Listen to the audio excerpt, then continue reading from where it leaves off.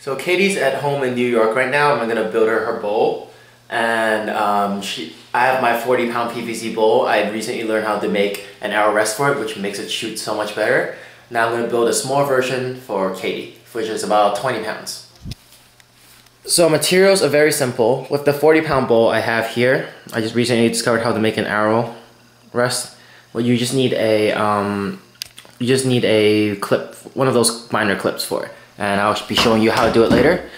All you need is a PVC pipe, one fiberglass rod for this design, and polyparacord, which is amazingly strong. I just saw this video of some dude just hanging on one of these. It's like 1/8 of an inch thick, but it's strong enough to hold a 200-pound man apparently.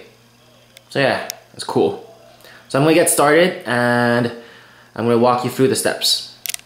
So because it can get messy, I did most of my work at Home Depot already. I got a lot of the sawing done. I cut the fiberglass rod and the PVC pipe already. For this bowl in particular, you want to use a, let's see, I think it's 3/4 inch. No, actually no, this is a 1/2 inch PVC pipe. And you cut it 4 feet long, and you want to have the arrow nocks cut in at about 1 inch away from the end of the bowl.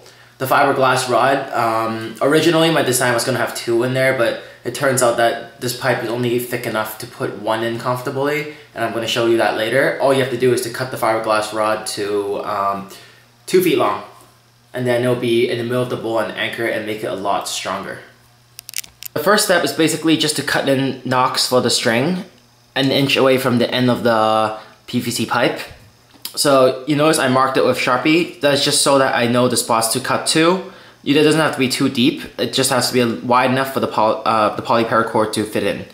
So you want to try and keep it even on both ends of the pipe, so that the polyparacord would not be uneven and make the bowl not fire as well as it could be. So remember step 1. Just also when you're cutting, you can also cut in the more horizontal state, because vertically the saw isn't too thick and it's probably not going to make the hole that wide. So you have to cut horizontally sometimes. Be careful of your fingers when you're doing that because it could slide off, so always exercise caution. Alright, so this is wide enough, and to check, all you do is put your cord around, and if it can fit into this, if it can fit in, then you know that it's good enough and you can go to the other side. You can always make adjustments, make it wider, make it a little bit deeper, but in general, once it sits in there comfortably like it's doing now, it's good enough. So once both notches are deep enough for the string to sit in, it's time to tie our knot and string up the bow while it's still light and it's easiest.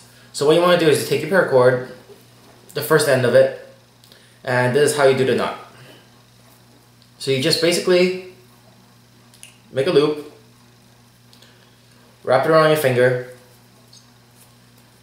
and now you take the loop and put it through around the finger loop.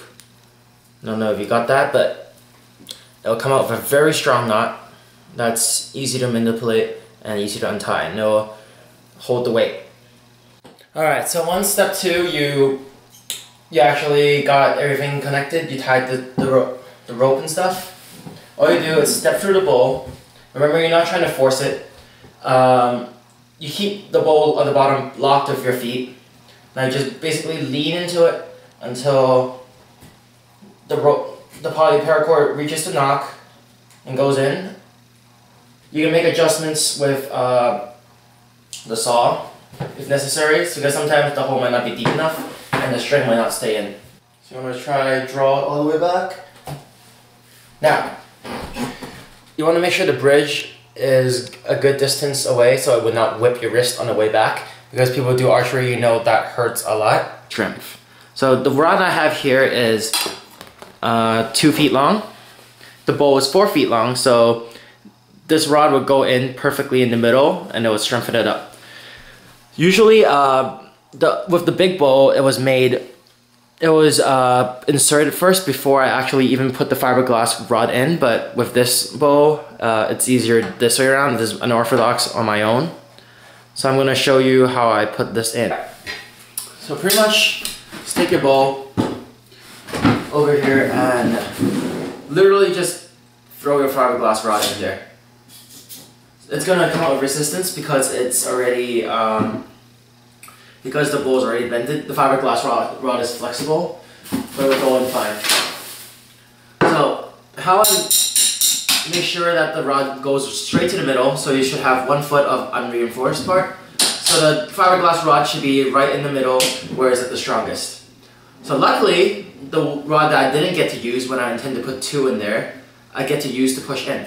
So if I put the one foot rod all the way in, it will mean that the fiberglass rod is exactly 1 foot in there, and my job is pretty much done. This is the easy part. So I'm just gonna find something to hammer in a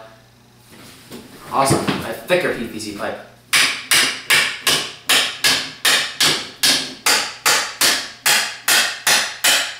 Oh yeah, if you're working with fiberglass rods, be careful of the splinters because they hurt. Which is why I'm not forcing it in by hand right now, but rather with the rod.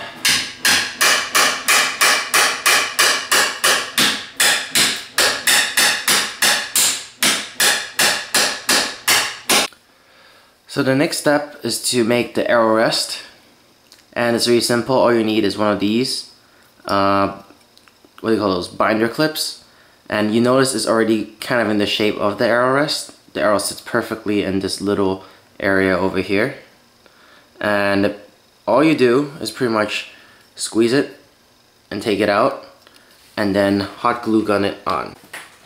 So I actually ended up switching to a smaller one because the other one was too big. What you want to do is basically make sure that you put it on so that just the hook remains on here, because you want it to balance really well. So I marked the center of my bowl just to have an approximate point where to put the just put the rest. This arrow rest actually makes the arrows fire a lot straighter, and you'll see how powerful this bowl can actually be later on. So just this much, you can see approximately just having the arrow sit there, it's perfect. I finished sticking on the arrow rest. As you can see, just the hook part on. It's stuck on pretty strong. Hot glue gun, you just have to make sure it melts all around the stick. The way I did it is I added the glue gun, let it dry a bit, then push a piece of tape over and pressed it in and just held it there, and now that it's dried, it's strong. I just tried shooting an arrow with it. The arrow rest should hold. It should hold pretty well. Now the last step before I finish up this bowl is just to spray paint it. Katie's favorite color is green, so I'm going to make this one a green bowl. Alright, so now that I've finished spray painting, this is the finished product. It's a green bowl, Katie's favorite color, and it's not perfect yet because this paint is not as dark as the one I got before, so you can still kind of see the lettering from the PVC, but overall it looks good on this side, and we can always just keep adding layers. But we're actually gonna go shooting today, so I'm gonna see how this will work in action.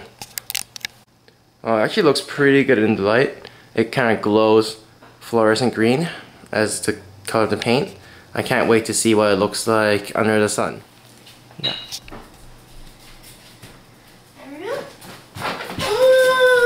Ooh, whoa, it does look cool.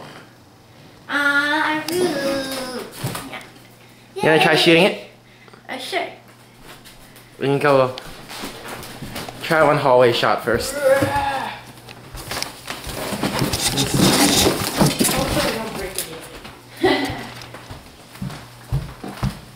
Don't try from too far yet. Try with the actual power close up. See, now you get an arrow rest.